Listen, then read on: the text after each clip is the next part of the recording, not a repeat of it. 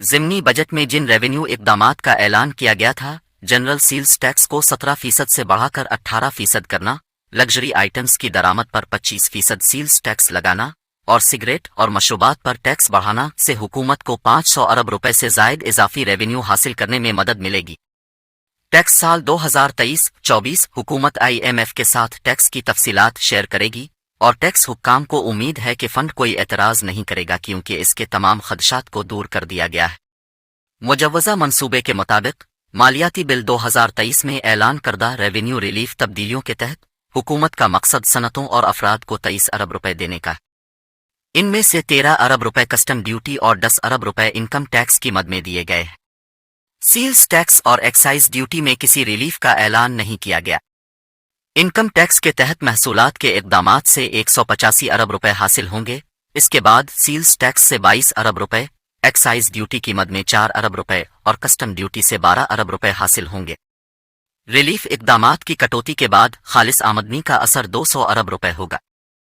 حکومت کو امید ہے کہ آئندہ مالی سال کے لیے 3.5% کی متوقع GDP نمو، 21% کی اوسط مہنگائی اور محصولات کے اقدامات کی بنیاد پر 28% زیادہ ریونیو کا ہدف حاصل کرنا ہے۔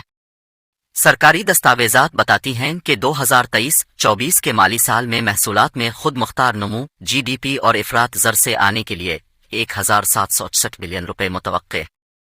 ان تمام اقدامات کا مجموعی اثر 879 بلین روپے کا ہوگا، جو 1.98 ٹریلین روپے کے ہدف تک پہنچ جائے گا۔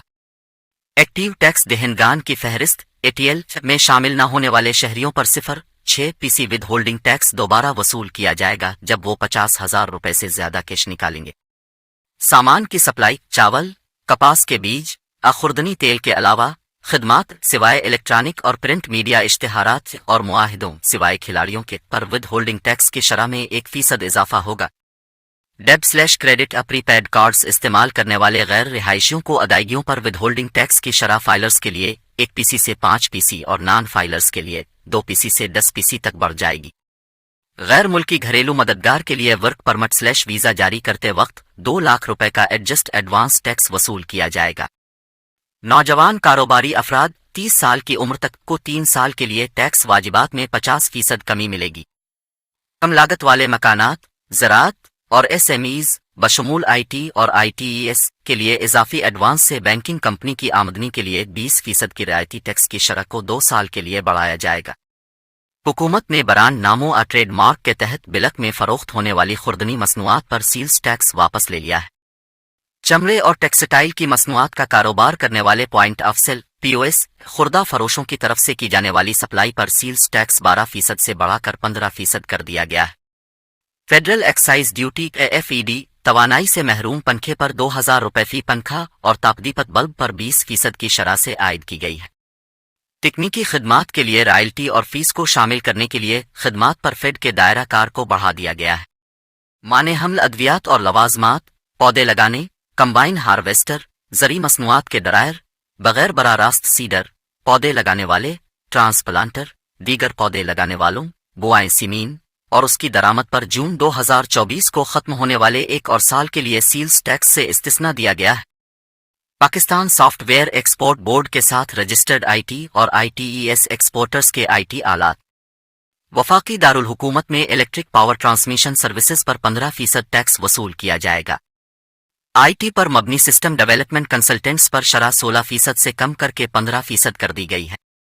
اگر ادائیگی debit credit cards, mobile wallets, QR scanning کے ذریعے کی جاتی ہے تو ریستوران اور دیگر فوڈ آؤٹ لیٹس کے ذریعے فراہم کردہ خدمات کے لیے 5% کی کم شرح تجویز کی گئی ہے۔ حکومت نے مختلف صنعتوں کی مدد کے لیے ریلیف اقدامات کے سلسلے کا اعلان کیا ہے۔ ان میں سولر پینلز، انورٹرز، بیٹریاں اور متعلقہ آلات کی تیاری کے لیے مشینری، آلات اور انپٹ کی درآمد پر کسٹم ڈیوٹی کی چھوٹ شامل ہے۔ اس کے علاوہ مزید 3 ادویات کو ڈیوٹی فری نظام میں شامل کیا گیا ہے۔ حکومت نے IT سے متعلقہ آلات کی ڈیوٹی فری درآمد کی بھی اجازت دی ہے، جو ان کی برآمدی آمدنی کے 1% کے برابر ہے۔ 10 Pakistan customs tariff PCTA codes کے تحت آنے والے انٹرمیڈیری/صنعتی ادان کی درآمد پر کسٹمز اور اضافی کسٹم ڈیوٹی کو کم کر دیا گیا ہے۔